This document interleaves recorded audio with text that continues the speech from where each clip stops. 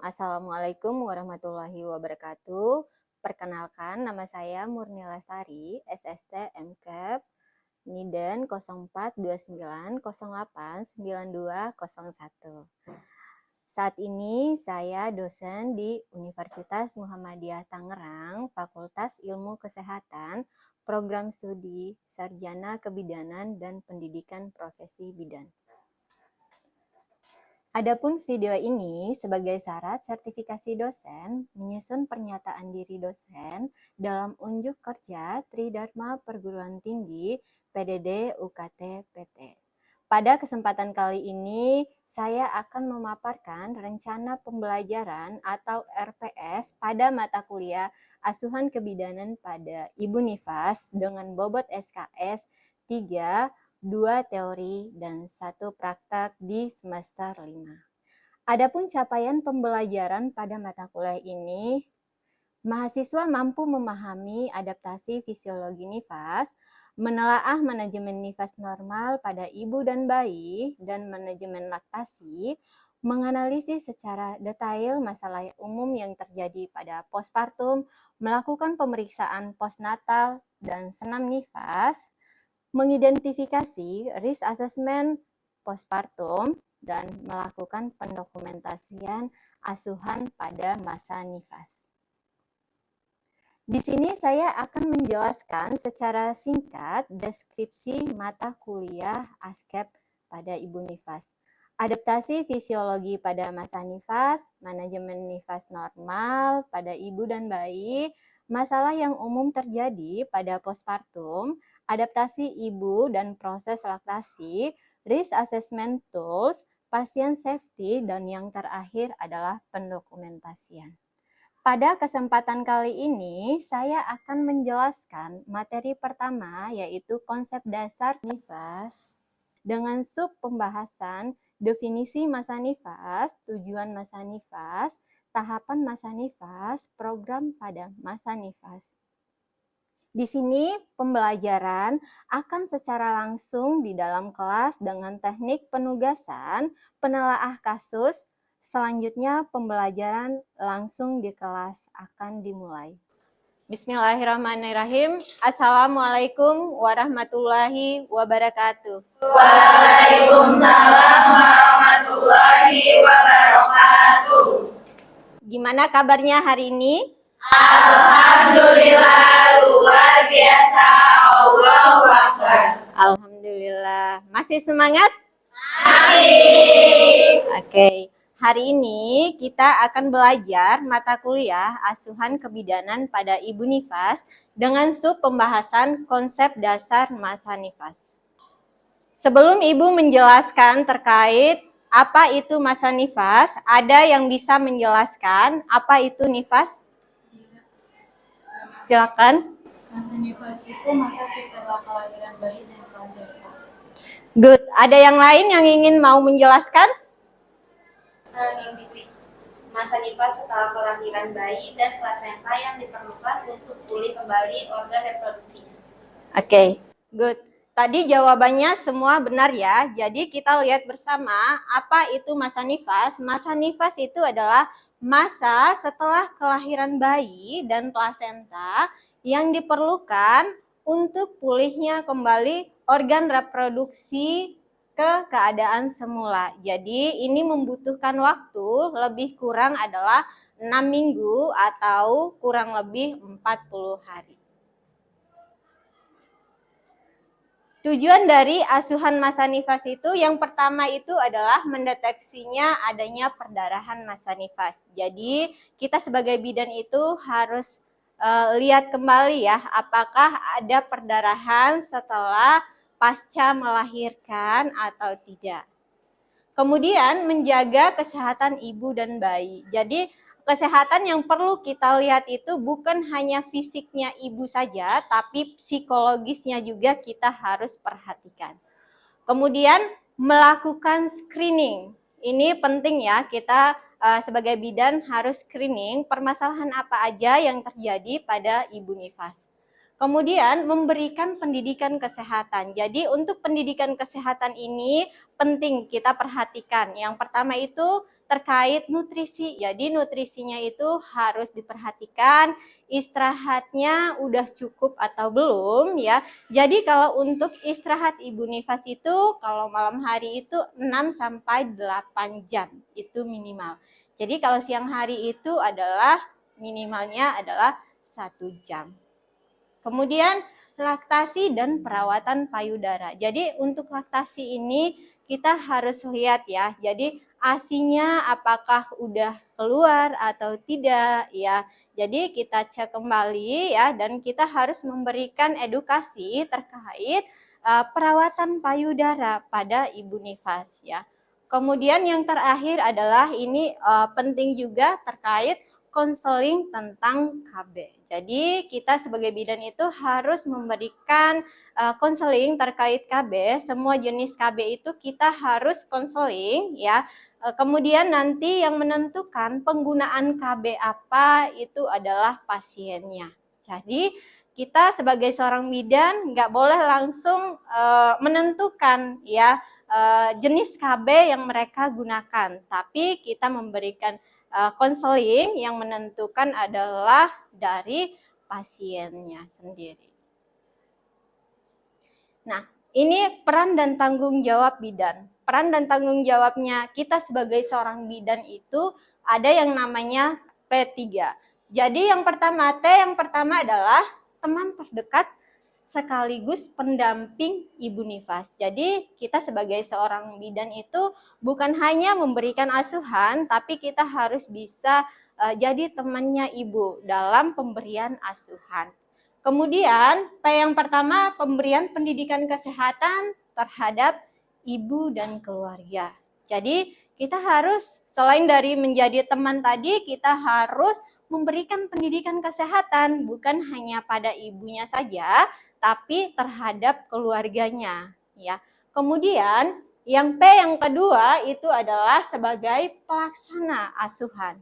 Jadi pelaksana asuhan dalam pemberian perawatan pada Ibu Nifas. Dan yang yang terakhir adalah sebagai promotor ya. Ini ada 3 tahap masa nifas. Jadi untuk tahap masa nifas ini yang pertama adalah periode immediate postpartum, kemudian ada early postpartum, dan yang terakhir adalah late postpartum. Jadi kalau untuk immediate postpartum ini masa segera setelah plasenta lahir sampai dengan 24 jam. Ya. Jadi untuk penilaian yang dilakukan sebagai seorang bidan itu apa aja kira-kira yang dilakukan? Silakan Ayu. Ada perdarahan, TTV, TFU, dan eliminasi. Good. Jadi memang yang dinilai itu yang pertama adalah TTV-nya. TTV itu terdiri dari tekanan darahnya, nadinya, suhunya, pernapasannya. Kemudian yang kedua adalah terkait TFU-nya. Gimana TFU-nya? Apakah udah sesuai atau tidak? Jadi biasanya pada saat bayi lahir itu TFU-nya adalah setinggi pusat. Tapi kalau misalnya plasenta udah lahir, artinya TFU-nya itu 1 atau 2 jari di bawah pusat. Ini adalah terkait biasanya komplikasi yang terjadi biasanya pada Ibu Nifas adalah salah satunya perdarahan pada masa nifas. Ibu, Iya. izin bertanya. Namanya siapa, Neng? Dela. Dela. Silakan Dela. Ibu, itu apa sih penyebab dari penyebab perdarahan pada masa nifas? Oke. Jadi penyebab perdarahan pada masa nifas itu yang pertama itu adalah karena atoni uteri atau kontraksi uterusnya tidak baik. Jadi kita sebagai seorang bidan itu harus memperhatikan kontraksinya itu baik atau tidak. Jadi gimana caranya untuk memperhatikan kontraksinya itu baik atau enggak, Bu? Jadi caranya kita tadi kan melakukan pengukuran TFU sekaligus kita cek kontraksinya. Kita raba ya, kita lihat apakah di bagian uterusnya itu teraba keras atau tidak. Kalau dia keras artinya kontraksinya bagus. Tapi kalau misalnya lembek, pada saat kita melakukan palpasi atau perabaan, artinya kontraksinya tidak bagus. Ya. Yang kedua, kalau misalnya masih terjadi perdarahan, kontraksinya udah bagus Bu, tapi masih terjadi perdarahan. Kita harus pikirkan etiologi lainnya. Mungkin bisa disebabkan karena terjadinya res plasenta. Apa itu res plasenta? Masih ada sisa-sisa plasenta ya. Jadi kita harus membersihkan sisa-sisa plasenta agar tidak terjadinya perdarahan. Gimana caranya untuk membersihkan? Jadi kita memasukkan tangannya kita menggunakan kasa, terus kita membersihkan di dalamnya sampai benar-benar tidak terjadi lagi perdarahan. Udah dipahami? Sudah. Oke. Kemudian ini ada yang namanya periode early postpartum. Ini berlangsung 24 jam sampai 1 minggu. Ya, ini yang perlu kita nilai itu involusi uterinya udah bagus atau tidak adanya perdarahan, kemudian lohianya, apakah lohianya ini berbau atau tidak, atau lohianya ini warnanya apa, ya. Kemudian terkait ASI juga, ini penting kita lihat ya, apakah ASInya udah ada ya atau enggak. Tapi jangan cemas karena pada 24 jam sampai 1 minggu, apalagi 24 jam ini kan ASInya masih sedikit.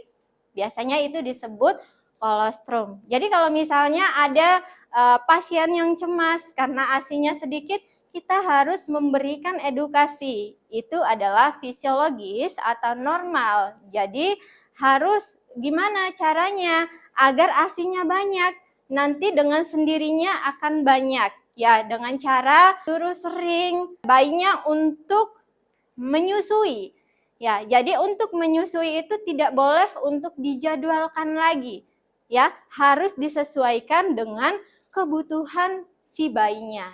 Jadi kalau misalnya tidak menyusui, misalnya bayinya kan biasanya kan sering tidur ya.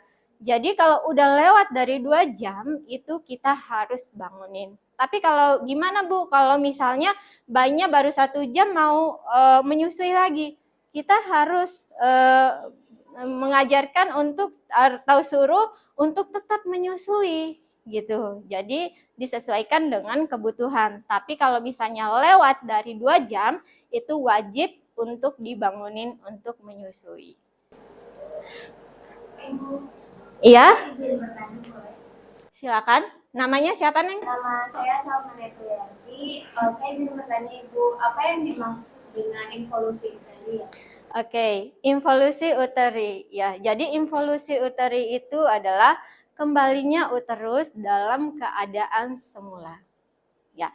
Jadi uterus itu akan kembali ya. Biasanya kan pada saat ibu hamil, perutnya kan membesar, kemudian tadi melahirkan, TFU-nya tadi masih setinggi pusat, kemudian setelah plasenta lahir tadi itu TFU-nya udah 2 jari di bawah pusat. Jadi involusi uteri itu kembalinya uterus itu dalam keadaan semula sebelum hamil. Tapi dia membutuhkan waktu itu kurang lebih 6 minggu atau 40 hari.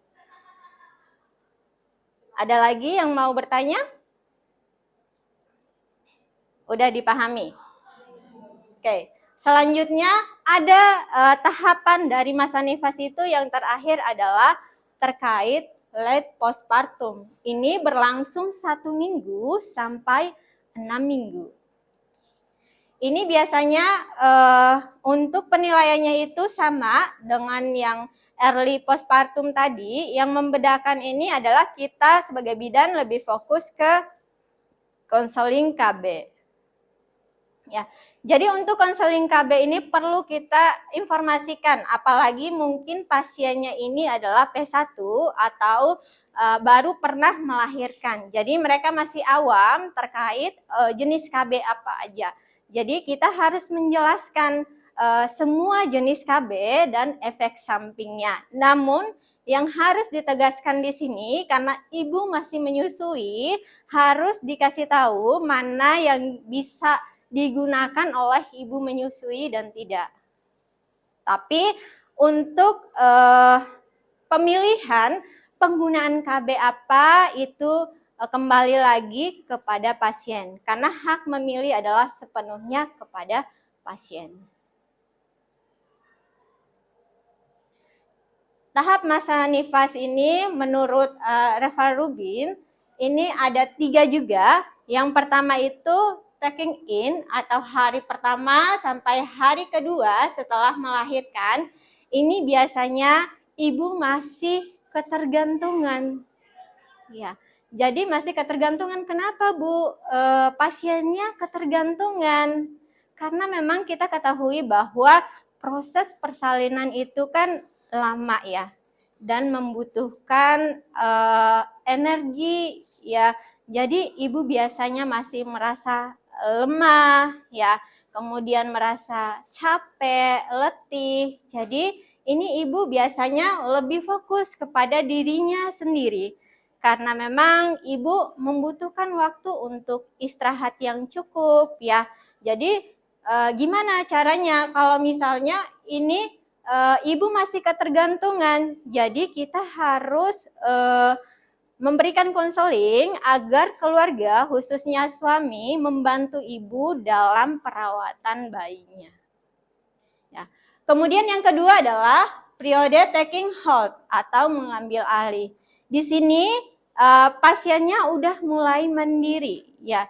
Jadi mandiri dalam mulai belajar cara mengganti popok ya, kemudian gimana caranya untuk memandikan bayi. Jadi pasien udah mulai aktif ya. Kemudian yang periode letting go ini biasanya setelah ibunya pulang. Jadi kalau misalnya udah pulang itu kan harus kerjasama dengan keluarga ya, khususnya suami. Biasanya ibu di sini udah mulai pede ya untuk atau mandiri untuk merawat bayinya sendiri ya. Tapi sering terjadi depresi, makanya butuh kerjasama antara bidan dengan keluarga atau suami untuk mengurangi depresi pada ibu postpartum. Nah, ini kebijakan nasional masa nifas ya. Jadi untuk kebijakan ini yang pertama itu ada kunjungan masa nifas dilakukan paling sedikit 4 kali. Ada yang tahu kapan kita melakukan kunjungan masa nifas?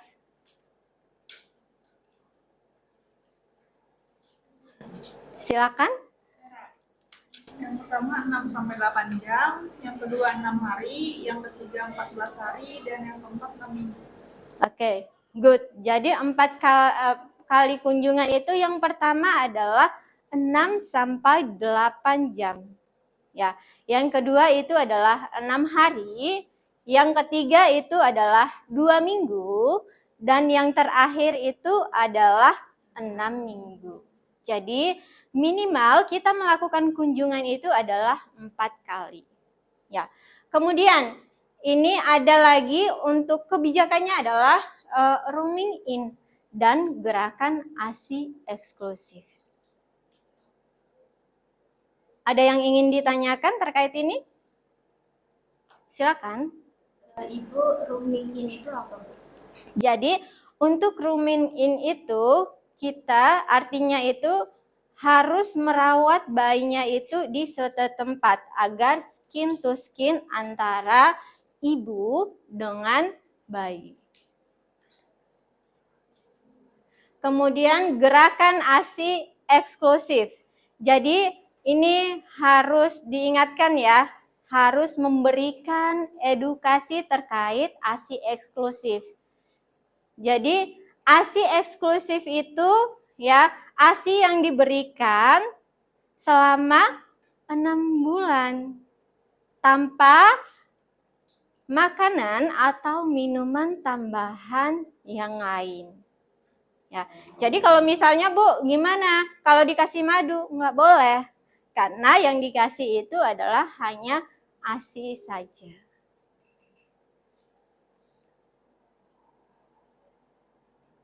Nih, 6-8 jam setelah persalinan, untuk mencegah terjadinya perdarahan, tadi udah Ibu jelaskan ya, karena atoni uteri, ya, kemudian pemberian ASI awal, ya, kemudian bonding attachment, dan yang terakhir adalah menjaga bayi tetap sehat dengan cara mencegah hipotermi.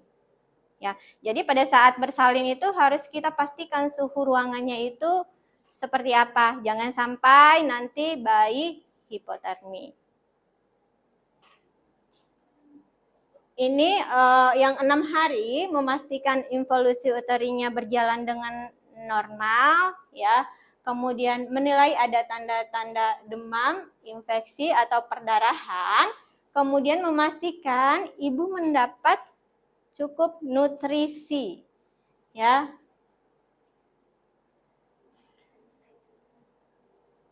Nah, ini 2 minggu setelah persalinan itu sama seperti yang 6 hari. Kemudian yang terakhir ini, yang 6 minggu ini, kita sebagai bidan itu lebih fokus kepada konseling KB secara dini. Ya, yang tadi Ibu dijelaskan, kita harus menjelaskan semua jenis KB yang digunakan. Nah, yang terakhir, 3 proses penting pada masa nifas ini. Yang pertama ini kan involusi uteri, ya, atau mengecilnya rahim, ya, dalam keadaan semula, kemudian lohianya, dan yang terakhir itu adalah proses laktasi dan menyusui. Ini soal, ya. Jadi kalian nanti dibagi 4 kelompok, ya. Silakan membaca soalnya. Yang kelompok pertama ini menjelaskan pengertian dan tujuan masa nifas. Yang kedua itu mengidentifikasi peran dan tanggung jawab bidan dalam masa nifas. Yang ketiga mengidentifikasi tahap masa nifas. Dan yang terakhir adalah mengidentifikasi kebijakan program nasional masa nifas. Nanti silakan kirim di emailnya Ibu. Mungkin itu aja pertemuan kita pada siang hari ini. Mudah-mudahan bisa bermanfaat. Wabillahi taufiq wal hidayah. Wassalamualaikum warahmatullahi wabarakatuh. Waalaikumsalam warahmatullahi wabarakatuh. Terima kasih,